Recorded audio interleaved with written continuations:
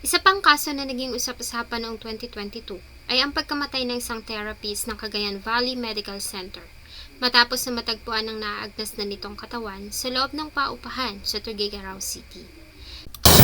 Health worker na napaulat na nawawala natagpuang patay sa kanyang tinutuluyang apartment sa Cagayan. Nakatutok Ivy Hernando. Sa isinagawang investigasyon at follow-up operations ng mga pulis, ay agad din namang nahuli ang may sala. Paano nga ba sinapit ng 27 years old na si Maria Jennifer Suset Oñate ang masakit na katapusan? Sino ang salarin at bakit nito nagawang paslangin ang isang mabait at walang kalaban-laban na si Jennifer? Bago ko po ipagpatuloy ang ating kwento, sa mga bago po sa channel ko at nais sa mga ganitong klase ng kwento ng krimen na nangyayari sa loob at labas ng ating bansa ay maaari pong pakipindot ang ating subscribe button at notification bell para ma-notify kayo pag may mga bago tayong upload na videos. Si Jennifer ay pinanganak noong July 25, 1995 sa Gataran, Cagayan. Lumaki si Jennifer na punong-puno ng pagmamahal mula sa mga magulang at kapatid. Kaya naman taglay din nito ang magagandang katangian sa kanyang paglaki. Inilarawan nila si Jennifer na isang mapagmahal at magalang na anak. Mula pagkabata, magdalaga at tuluyang bumuo ng sariling pamilya, ay hindi nito binigyan ng problema ang mga magulang.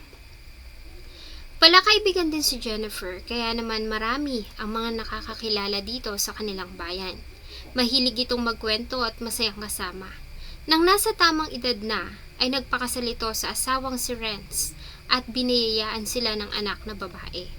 Ayon sa kanyang asawa ay maalaga ito at sobrang mapagmahal na ina, bagay na kahit kailan ay hinding-hindi nila makakalimutan.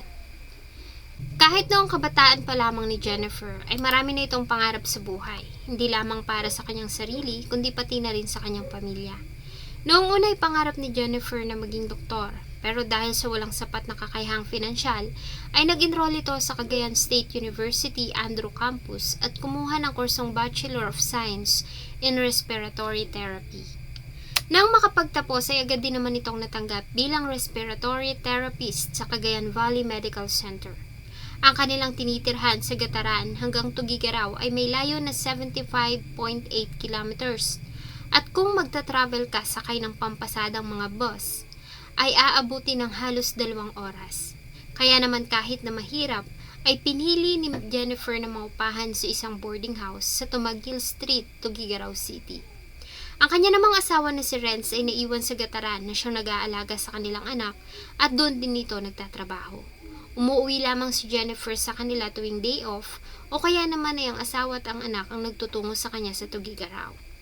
Maayos naman ang kalagayan ni Jennifer sa inuupahan at mas naging panatag pa nga ang loob ng asawa dahil sa ang mga umuupa sa karatig ng mga silid sa paupahan ay mga kasama din ito sa trabaho sa Cagayan Valley Medical Center. Mula nang magtrabaho sa malayo ay palagi namang nag-uusap ang mag-asawa sa cellphone, mapa-messages o video call. Lagi nilang ina-update ang isa't isa sa mga ginagawa nila sa araw-araw hanggang sa magpahinga sila sa gabi. Kaya naman ganun na lamang ang pag-aalala ni Renz nang bigla na lamang itong hindi makontak at hindi rin mag-reply sa kanyang mga messages. Ayon kay Renz, ay huli niyang nakausap ang asawa noong Sabado ng gabi ng April 23, 2022. Dapat sana'y tatawagan niya pa ito bago matulog, subalit hindi na ito sumagot sa pag-aakala na nagpapahinga na ito ay nagpahinga na rin siya. Kinabukasan ni muli niya itong tinawagan, subalit hindi na ito makontak. Hindi na rin ito nagre-reply sa kanyang mga mensahe. Bagay na talaga namang katakataka dahil nakasanayan na nilang mag-asawa ang pag-uusap sa umaga bago ito pumasok sa trabaho. Mas lalo pa nga siyang nag-alala nang makatanggap siya ng messages mula sa pinapasukan nito at tinatanong kung umuwi ba si Jennifer ng Gataran dahil sa hindi ito pumasok sa trabaho. Hindi rin ito nagsabi sa mga kasama kaya naman walang pumalit sa shift nito. Dahil dito ay agad na bumiyahe si Renz mula Gataran patungo sa Tuguegarao para personal na alamin kung ano ang nangyari sa asawa. Si Mr. nagtaka ngayon, bakit nagtatanong si coworker na hindi pumasok at nagtatanong kung nakauwi na sa kanila. So yan na yung dahilan para pumunta si husband niya sa Tuguegarao City at i-check yung sitwasyon ng misis niya. Subalit pagdating niya sa inuupahang kwarto nito ay sarado ang silid at walang tao sa loob. Nagpost si Renz ng panawagan sa social media sa kung sino ang maaaring nakakita sa asawa. Agad niya ring inireport ang pangyayari sa mga pulis sa Tugigaraw na agad namang nagpadala ng mga tao para sa paghahanap.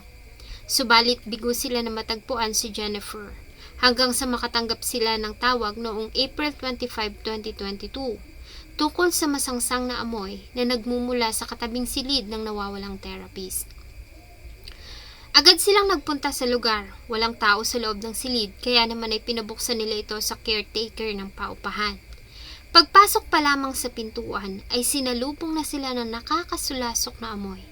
At mula sa ilalim ng kama ay dito na nga nila natagpuan ang naaagnas ng katawan ng nawawalang si Jennifer. Nakabalot ito ng karton at blanket. Wala itong suot na damit sa ibabang bahagi ng katawan, kaya naman malakas ang kutob nila na biktima ito ng panggagahasa.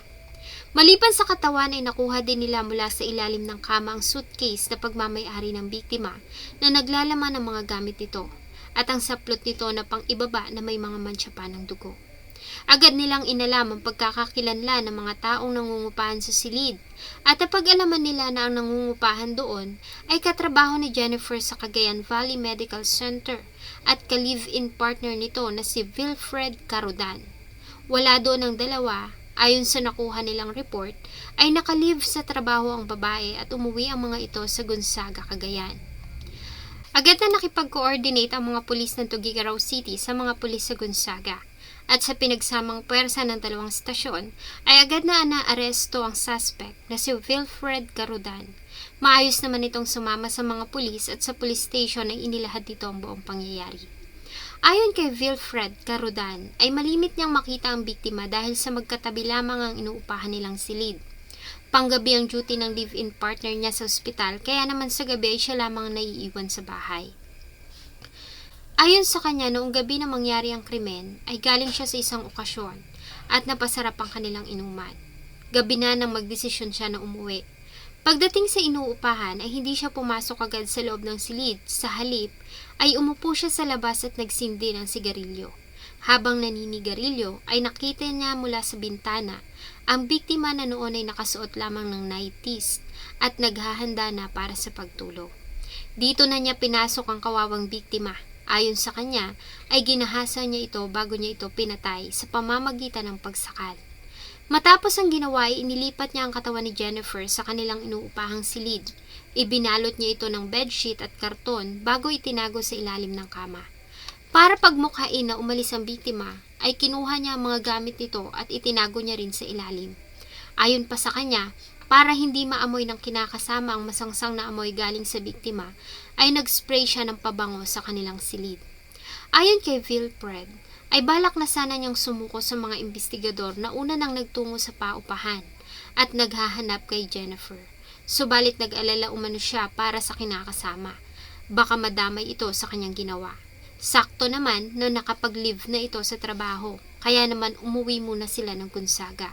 Nabanggit niya kasi na initial report ang ating medical legal, yung sa ulo may tama at saka sa may leeg may trauma sa kanyang genitals. Nabanggit niya kasi na talagang ginamit niya, ginahasa niya. Yun yung term niya.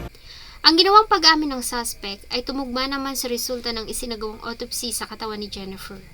Base sa resulta ng autopsy na ginawa ni Police Lieutenant Colonel Elizardo Daileg, ang chief ng Santiago City Forensic Unit, si Jennifer ay namatay sanhi ng asphyxia by manual strangulation o pagsakal gamit ang mga kamay at positibo din na ito ay ginahasa.